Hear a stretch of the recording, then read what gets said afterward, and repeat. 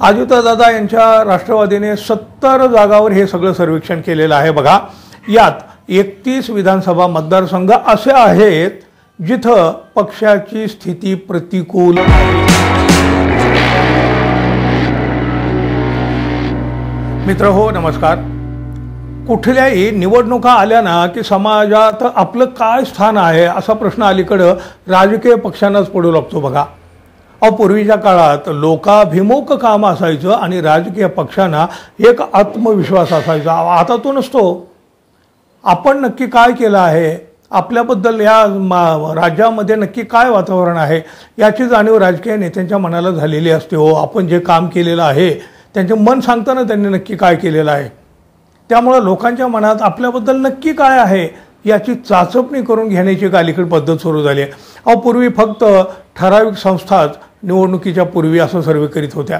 आता राजकीय पक्षच आपलाच अंतर्गत सर्वे करीत असतात।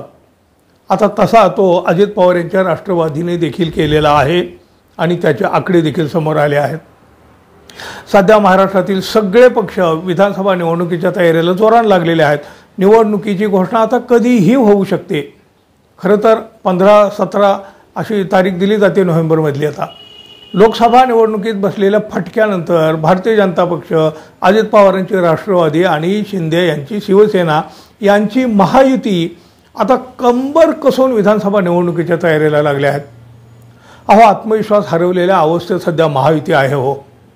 गेल्या लोकसभा निवडणुकीत अजित पवार यांच्या नेतृत्वाखालील राष्ट्रवादी काँग्रेसची कामगिरी इतर पक्षांच्या तुलनेत अत्यंत वाईट होती, खराब होती। केवळ एक खासदार निवडून आला होता अजितदादांच्या राष्ट्रवादीचा। तर पक्षाचे प्रमुख असलेल्या अजित पवार यांच्या पत्नींचा म्हणजे सुनेत्रा पवार यांचा खुद्द बारामतीतही पराभव झालेला होता।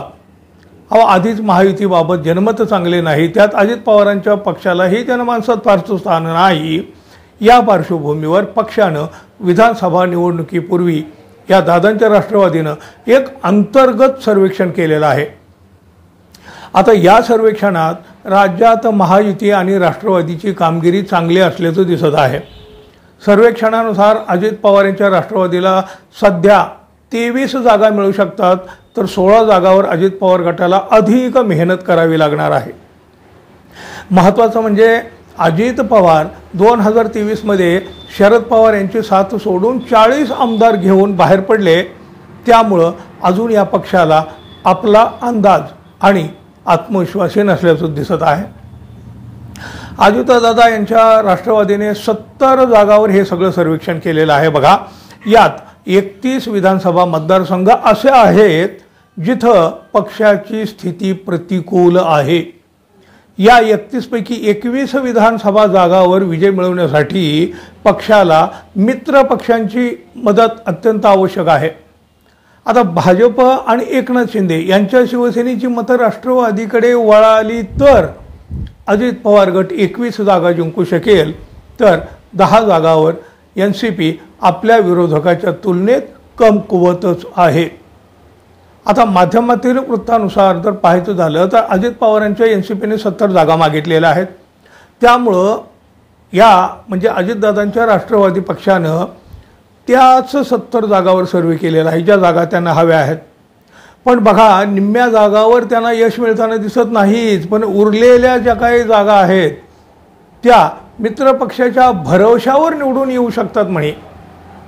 याचाच अर्थ स्वतःच्या ताकदीवर अजितदादा यांना कुठंच भक्कम आधार नाही, तरीही त्यांचे नेते मोडकं तोडकं का होईना पण या सर्वेनंतर देखील आपलं समाधान करून घेताना दिसत आहेत। यापूर्वी आपल्याला केवळ 6 जागावर आघाडी मिळाली होती, आता मात्र हा आकडा 23 वर पोहोचलेला आहे। अर्थात आपला पक्ष विधानसभा निवडणुकीत 23 जागा सहज जिंकू शकतो, तर 16 जागावर अधिक मेहनत घ्यावी लागेल। शिवसेना आणि भाजपच्या पाठिंब्याने आपण उर्वरित जागा देखील जिंकू शकतो असं विधान राष्ट्रवादीच्याच एका ज्येष्ठ नेत्याने केलं आहे।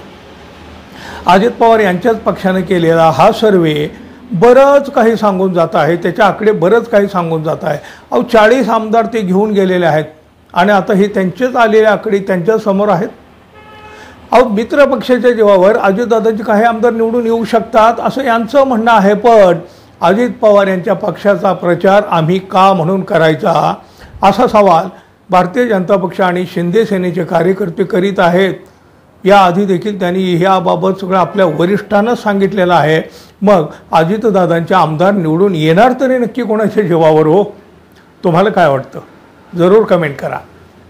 आणि हो, आपण अजून आपल्या चॅनलवर नवीन असाल किंवा आपल्या चॅनलला अजून सबस्क्राईब केलं नसेल तर कृपया सबस्क्राईब करावं ही अपेक्षा आहे। धन्यवाद। पुन्हा भेटू, तोपर्यंत नमस्कार।